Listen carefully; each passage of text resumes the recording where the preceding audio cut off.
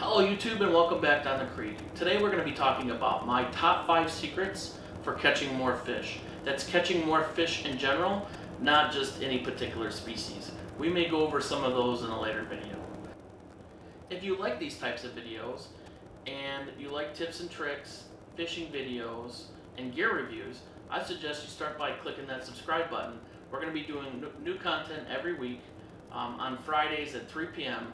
And then if I can work in a bonus video here or there, I'm going to definitely try and do that. Also, it would help if you could smash that like button if you got some value from this. Alright guys, let's get into the video.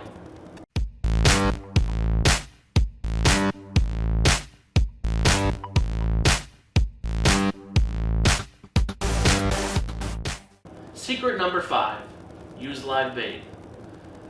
More specifically, use worms or night crawlers. Worms tend to catch more fish because just about everything eats them.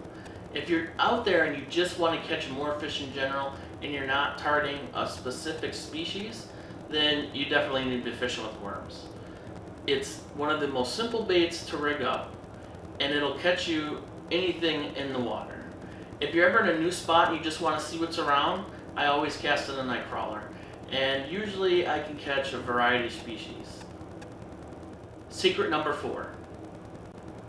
Secret number 4 is understand how to read the water. As a fisherman, your main goal is to put your bait in the strike zone.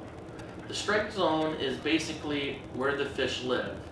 And if you learn to read the water and you learn to understand where fish sit, where they hide, and how they go about their life and their feeding habits, you're more likely to keep your bait, whether it be live bait or soft plastic, in the strike zone, which in turn will catch you more fish.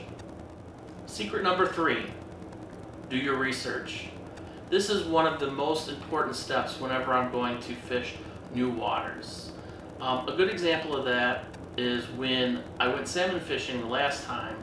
I decided to go on a completely opposite side of the state, and I learned very quickly that the rules and regulations that I was used to were completely different. And if I wouldn't have taken the time to do my research, I could have very easily gotten a fine or gotten in a lot of trouble with the Department of Natural Resources.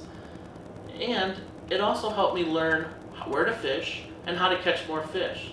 So I think the first part of really catching more fish is doing your research on the spot you're fishing, learn what type of fish are in the spot that you're fishing, decide what type of fish you want to target.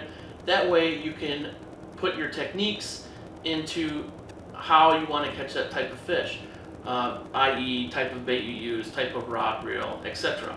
So being well prepared is one of the biggest ways to catch more fish. Secret number 2. Now secret number 2 almost got the secret number 1 spot, because I think it's so important. And secret number 2 is match the hatch. And I think this applies to more than just fly fishing. I think this applies to all fishermen. The reason I think this applies to all fishermen is because the hatch can really dictate how the fish behave and how they feed.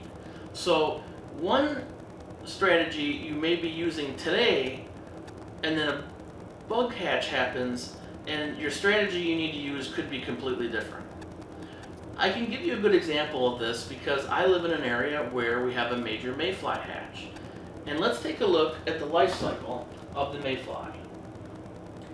So if you can see the way that the mayfly lives and the way that their life cycle goes, which is fairly quick. I hear that they live and die within 24 hours. I didn't do that much research, but I did enough to understand the way that it works, right? So we start off as an egg, it hatches into larva, and if you look from the larva stage to the pupa stage, something very unique happens. It goes from dwelling on the bottom to dwelling on the surface.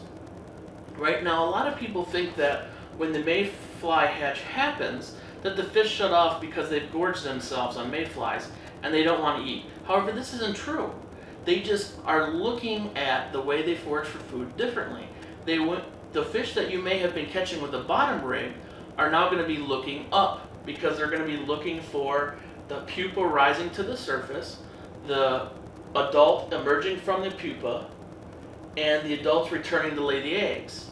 When that process happens, those fish are now looking up, which means those people that were fishing on the bottom are going to say, oh, well, those fish turned off. But not true. You're more likely to catch fish on a topwater rig or a floating rig or something that's going to be off the bottom. I use a floating rig or a floating jig head to keep my bait suspended. So when that hatch is happening, the key to catching more fish is to understand the hatch and keep your bait suspended. Secret number 1. I tossed around for a while back and forth on number 1 on what I wanted to put, because I figured that the most important aspect of this whole video really had to be special. But what it came down to is something that's, I think, incredibly simple. And what I decided to use as my number 1 top secret hack for catching more fish is fish more. And I know you're like, that's it?